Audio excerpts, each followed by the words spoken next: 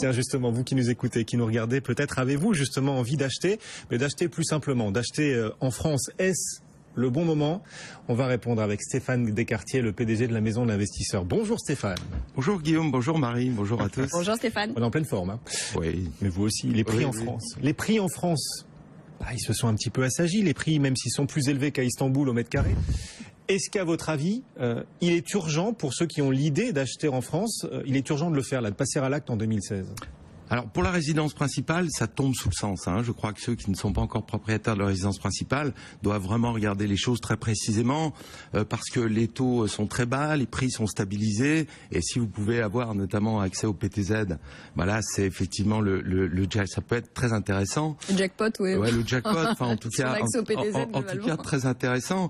Bon, les taux déjà, effectivement, on n'ose plus dire qu'on a crevé les planchers parce que 3-4 mois après, ça baisse encore. Ouais. Donc, jusqu'où ira le plancher? Ce qui est le cas en ce moment. Donc, mais là, je pense que, si on investit aujourd'hui dans sa résidence principale, je crois qu'on pourra se féliciter pendant 20 ans ou 25 ans. La résidence principale, on part en général quand même sur des durées plutôt longues. Donc, on ne pourra que se féliciter pendant 20 ou 25 ans d'avoir investi en ce début d'année 2016, parce que quand même, on espère tous aussi d'une certaine façon que les taux vont repartir à la hausse. Ça voudra dire que l'économie est réellement repartie. Du côté des prix, je pense que les prix sont stables aujourd'hui en France, plus 1 ici, moins 1 là. Bon, ce qu'on voit, c'est que depuis 2-3 ans, les prix sont stables, le marché est sain, il est acheteur, donc il n'y a pas de raison effectivement objective que les prix craquent.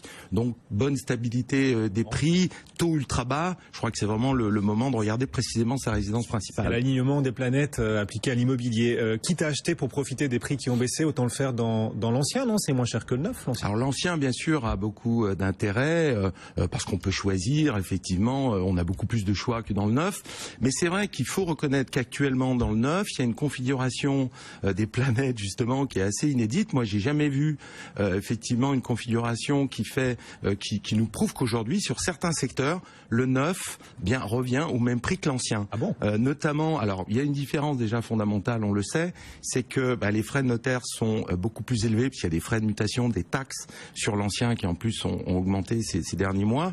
Donc vous avez sur un achat ancien déjà 10% de frais de notaire.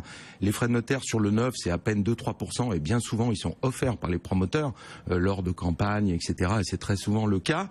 Donc vous avez déjà une différence de prix de 10%. Et puis surtout, si vous êtes éligible au PTZ, un PTZ c'est quand même jusqu'à 40% de votre financement. Et finalement la charge financière de remboursement arrive à gommer sur certains secteurs la différence de prix entre le neuf et l'ancien.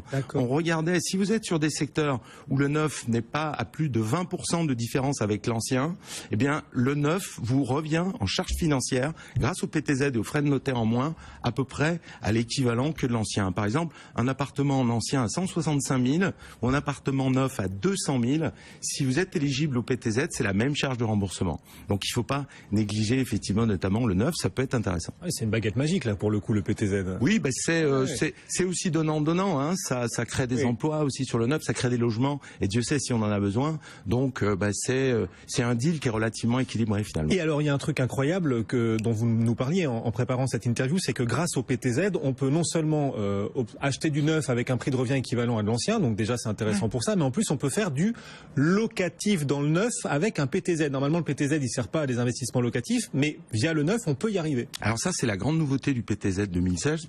C'est vrai que j'ai assez peu vu d'observateurs relever ça. Oui.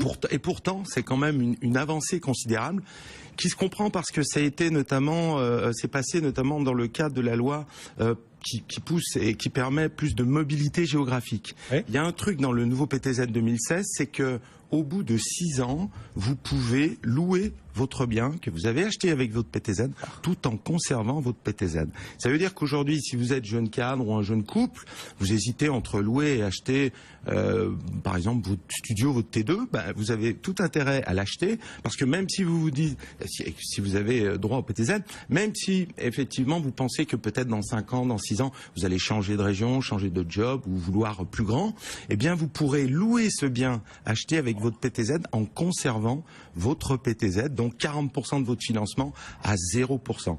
Et très franchement, du locatif avec un PTZ, Moi, j'ai pas mieux en magasin. Hein. Même Marie a l'air bluffée. Ah oui, moi, je suis bluffée. C'est assez bluffant. Et mais en même temps, ça se comprend parce que un jeune couple peut se dire oui, mais on n'en a pas forcément pour 10 ans, surtout pour un studio ou un T2. Et là, vous avez cette opportunité quand même, au bout de 6 ans, de pouvoir louer votre bien en conservant votre PTZ.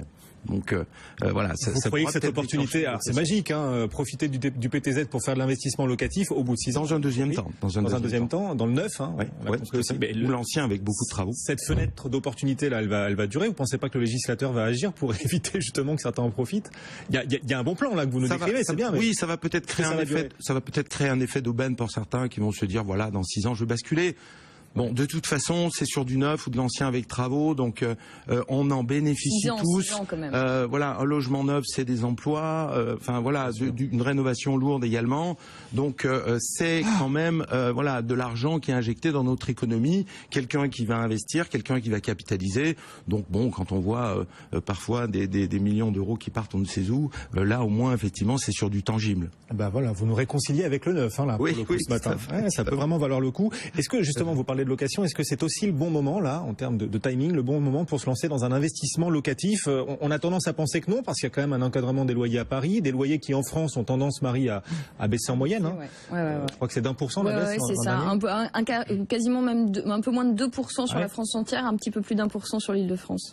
Oui, alors du coup, c'est peut-être pas le meilleur moment pour faire de l'investissement locatif. Il y a plusieurs études, on nous parle de moins 2 là, moins 7 ici. Bon, sur les maisons, ça augmente un petit peu. Sur les 2 pièces, ça baisse un petit peu. Certains, c'est stable.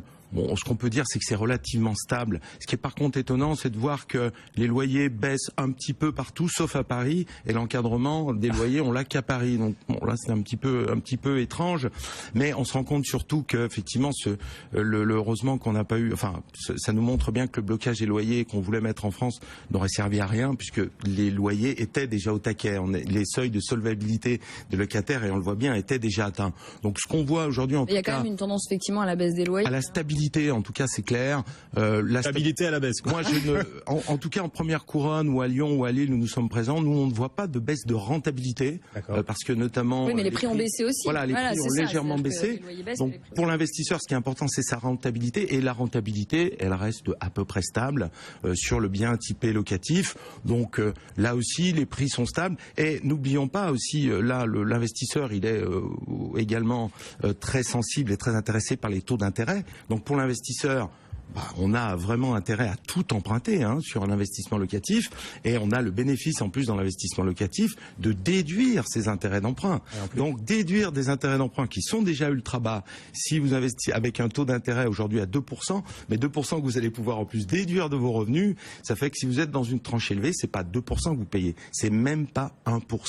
Le vrai coût du taux d'intérêt pour un investissement locatif, ça peut être de moins de 1%. Ça, c'est du jamais vu aussi. C'est une configuration jamais vue. Donc, pour l'investisseur, arriver à placer à 6 ou 7% avec un taux d'intérêt réel à moins d'1%, bon, c'est vrai que c'est extrêmement tentant. Je vous avoue que moi-même, j'avais un petit peu, depuis quelques années, décroché l'investissement à titre personnel parce que j'étais déjà relativement bien garni, comme on dit. Mais là, en ce moment, je réachète pour moi parce que je peux pas m'en empêcher. Des taux aussi bas, je vous assure que je peux pas m'en empêcher. Je réinvestis en ce moment dans des rez-de-chaussée, des appartements avec défaut, notamment, vous me connaissez. Et voilà, parce que il y a il est accro, faut oui, non, mais c'est vrai que même si la configuration personnelle n'y pousse pas vraiment, là, on peut pas s'en empêcher avec des taux aussi bas. Tous les investisseurs aujourd'hui, dont effectivement sont à l'achat parce que effectivement c'est imbattable aujourd'hui. Ce marché de l'immobilier, il coule dans son sang. Stéphane Descartiers, merci Stéphane d'être venu nous voir, toujours autant de conviction et des bons plans. On retiendra donc votre idée d'investir dans le neuf avec le PTZ pour 6 ans plus tard transformer cet investissement en investissement locatif. Il voit toujours les failles, Stéphane. Ouais, ça, il voit les interstices. On est là pour ça. On est là pour ça et il vous en fait profiter, vous qui nous écoutez, qui nous regardez jour après jour. Merci beaucoup. Le PDG de la Maison de l'Investisseur et Marie Cœur de Roy avec nous tous les matins, notre pierre angulaire pour ce marché immobilier. Le CAC 40 toujours en légère hausse de 0,1%, 4e hausse d'affilée. On est pour l'instant sur la meilleure série en bourse depuis le début de l'année.